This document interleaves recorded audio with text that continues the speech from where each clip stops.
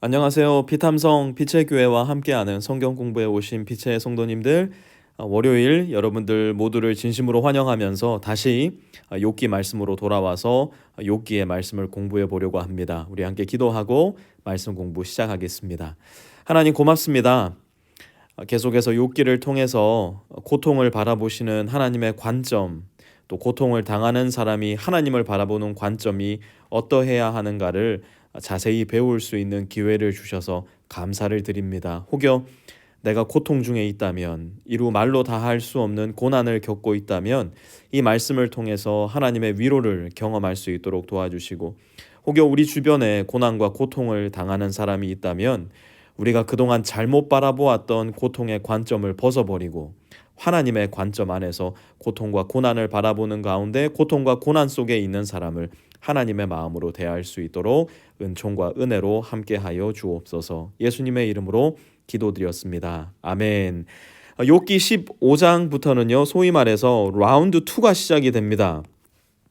우리가 14장까지 엘리바스, 빌닷, 그리고 소발바닥, 소발, 이 세 사람이 욥을 향해서 쏟아붓는 맹공 라운드 1을 우리가 함께 살펴보았고요. 이제 15장부터는 라운드 2가 시작이 되는데요. 오늘 15장 1절에서부터 16절까지는 고난당하는 사람을 바라보는 체크리스트 세 가지를 함께 바라보면서 나에게는 어떤 체크리스트가 있는가, 만약에 내가 버려야 할 체크리스트가 있다면 버려버리고 내가 간직해야 할 체크리스트가 있다면 그것을 잘 간직할 수 있는 기회로 삼을 수 있는 오늘 말씀 공부 시간 되었으면 좋겠습니다. 15장 1절 함께 보실게요. 대만 사람 엘리바스가 대답하였다. 지금 대만 사람 엘리바스가 욥에게 다시 이야기를 시작하는 겁니다. 그러면서 1절에서부터 6절까지를 보면요, 엘리바스는 이렇게 이야기합니다. 내 손 안에 있소이다. 이게 무슨 말일까? 2절 보십시오. 지혜롭다는 사람이 어찌하여 열을 올리며 궤변을 말하느냐. 3절 쓸모없는 이야기로 논쟁이나 일삼고 아무 유익도 없는 말로 다투기만 할 셈이냐. 지금 엘리바스는요, 13장 14장에서 또 그 이전에 라운드 1에서 엘리바스, 빌닷, 소발에게 이야기하는 욥의 이야기를 통해서 아무것도 배우지를 못했어요. 여전히 엘리바스는 자기의 의로움을 위에 올려두고 욥을 죄인으로, 악인으로 취급하고 있는 겁니다. 4절에 그 생각이 더 강화가 되는데요, 정말 너야말로 하나님을 두려워하는 마음도 내던져버리고 하나님 앞에서 뉘우치며 기도하는 일조차도 팽개쳐버리는구나. 5절 내 죄가 내 입을 부추겨서 그 혀로 간사할 말만 골라서 하게 한다. 지금 욥에게 You are a sinner 이라고 이야기를 하고 있는 겁니다. 여러분, 사실 요 문장 하나만 떼놓고 보면요, 이것은 잘못된 말이 아니에요. 우리가 잘 알고 있는 우리의 암송 구절 말씀이기도 하죠. 로마서 3장 20절에 보면요, 모든 사람이 죄를 범하였음에, 그러니 당연히 욥도 그 범주 안에 들어가고 있는 겁니다. 그런데 그것은 하나님의 관점에서 보았을 때 이야기지, 나라는 인간이 너를 보았을 때 You are a sinner 이렇게 이야기할 수 있는 관점은 아니라는 거예요. 특별히 고통과 고난을 겪고 있는 사람에게, 아하, 네가 고통을 겪는 이유, 네가 고난을 겪는 이유, 그것은 너가 시너이기 때문이야. 그러니까 지금 엘리바스는 뭐 하고 있는 거예요? 자기가 보좌 앞에 앉아서 밑에 있는 사람을 죄인 취급하고 있는 거예요. 네 삶에 고통이 있는 이유가 뭔지 알아? 네 삶에 지금 그런 병이 있는 이유가 뭔지 알아? 네 삶이 지금 그렇게 꼬이는 이유가 뭔지 알아? It's because you are a sinner. 그러면서 이야기해요. 6절 너를 정죄하는 것은 네 입이지 내가 아니다. 바로 내 입술이 내게 불리하게 증언한다. 욥이 이야기하는 말을 다 들은 후에 엘리바스가 내린 결론이 그거예요. 네가 이야기하는 걸 들어봐라. 네가 말하는 것이 곧 너가 죄인인 것을 증명하고 있지 않느냐. 지금 욥에게 일어난 이 고통과 환난의 이유로 엘리바스는 욥이 죄인이라고 단정하며 심판하고 있는 겁니다. 내 손 안에 있다는 것이죠. 내 손 안에 너를 판단할 권리, 너를 정죄할 권리가 있다고 이야기하는 겁니다. 고난을 당하는 사람을 바라보는 데 있어서 우리가 절대로 간직하고 있지 말아야 할 리스트가 엘리바스에게는 있었던 것입니다. 그러면 우리는 무엇이라고 생각해야 될까요? 고난당하는 사람, 환난당하는 사람을 볼 때 우리가 고백해야 할 것, 그것이 무엇이냐? 주 손 안에 있소이다. 주님께서 하시는 일입니다. 주님께서 판단하셔야 합니다. 주님께서 정죄하시고 심판하셔야 합니다. 내가 하는 게 아니에요. 주님이 하시는 거예요. 그러면서 우리가 기억해야 할 아주 중요한 우리 그리스도인들의 삶의 체크리스트가 이겁니다. 하나님은 우리가 좋아하는 복과 번영을 신자들에게 주시기도 하지만 동시에 신자들에게 하나님은 무엇을 허락하시기도 할까요? 고난과 환난을 허락하시기도 하신다는 거예요. 그렇기 때문에 우리는 이 자리에 앉아 있을 수가 없어요. 우리는 똑같은 자리로 내려와서 너와 내가 서로를 정죄의 눈빛으로 바라보는 것이 아니라 우리가 잠시 후에 살펴보겠지만 은혜와 사랑의 눈빛으로 바라보아야 해요. 왜 그렇습니까? 하나님은 다시 한번 복과 번영을 신자들에게 주기도 하시지만 고난과 환난을 허락하시기도 하세요. 때때로 나는 아무런 죄가 없어요. 하나님 앞에 심판받을 일도 없어요. 하나님께 벌을 받을 일도 없어요. 그럼에도 불구하고 신자의 삶에는 때때로 뭐가 찾아온다고요? 고난과 환난이 찾아온다고요. 오히려 우리는 하나님을 믿는 이유 때문에, 예수 그리스도를 믿는 이유 때문에 고난과 환난을 필연적으로 당해야 하는 사람이기도 합니다. 너희가 세상에서는 무엇을 당하나? 환난을 당하나 담대하라. 내가 세상을 이기었노라. 누가 말씀하셨어요? 예수님이 말씀하셨어요. 아무런 이유 없이 고난과 환난을 당하신 십자가의 예수님께서 이 고난과 환난을 먼저 당하셨기 때문에 우리 역시도 신자로서의 삶을 살아갈 때에 복과 번영이 아닌 고난과 환난을 당할 때가 있더라는 겁니다. 그렇기 때문에 고난과 환난을 당하고 있는 신자들을 바라볼 때에 You are a sinner 우리는 얘기할 수 없어요.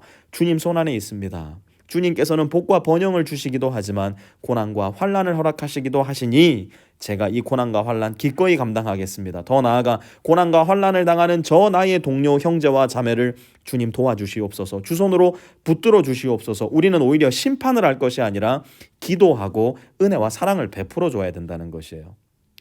그런데 엘리바스는 그렇게 하지 않고요. 또 7절에서부터 보니까요. 이렇게 이야기를 합니다. 라떼는 말이야. 이게 무슨 말일까? 7절에서 10절 한번 보세요. 네가 맨 처음으로 세상에 태어난 사람이기라도 하며 산보다 먼저 생겨난 존재라도 되느냐? 내가 하나님의 회의를 엿듣기라도 하였느냐? 어찌하여 너만 지혜가 있다고 주장하느냐? 우리가 알지 못하는 어떤 것을 너 혼자만 알고 있기라도 하며 우리가 깨닫지 못하는 그 무엇을 너 혼자만 깨닫기라도 하였다는 말이냐? 우리가 사귀는 사람 가운데는 나이가 많은 이도 있고 머리가 센 이도 있다. 내 아버지보다 나이가 더 든 이도 있다. 지금 엘리바스가 뭐라고 얘기하는 거예요? 라떼는 말이야. 라떼는 말이야. 지금 엘리바스는 욥에게 일어난 모든 일을 완벽하게 해석하고 있다고 생각을 해요. 왜요? 단순하게 욥보다 자기가 나이가 많거든요. 욥보다 자기가 더 오랜 삶을 살았거든요. 고대 근동 지역의 노인은 지혜의 상징이었습니다. 그렇기 때문에 엘리바스의 마음속에 그러한 하나님의 진리 외에 또 다른 진리가 새겨져 있을 가능성은 얼마든지 있었을 거예요.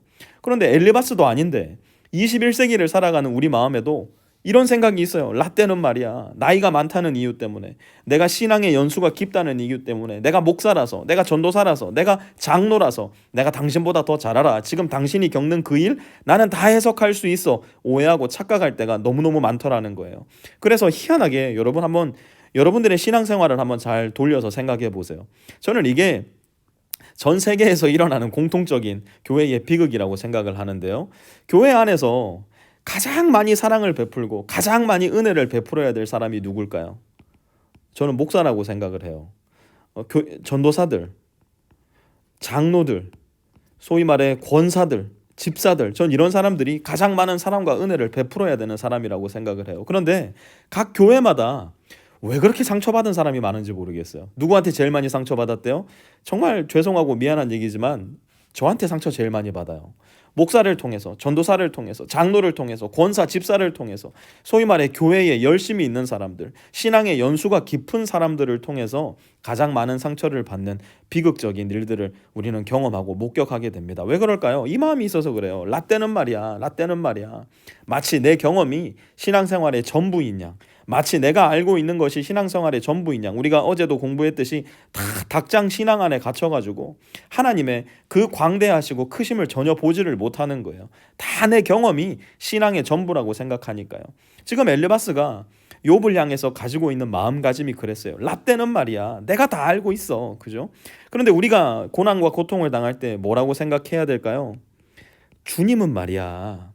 우리는 이 말을 계속해서 우리 마음속에 되뇌어야 됩니다. 고통당하고 환난 속에 있고 상처를 가지고 있는 사람들을 대할 때 주님은 말이야, 너를 이렇게 바라보실 거야. 주님은 말이야, 너를 향해서 이런 말씀을 하실 거야. 이것을 알리면 우리가 어디로 자꾸 돌아가야 돼요? 날마다 하나님의 말씀으로 돌아가야 됩니다.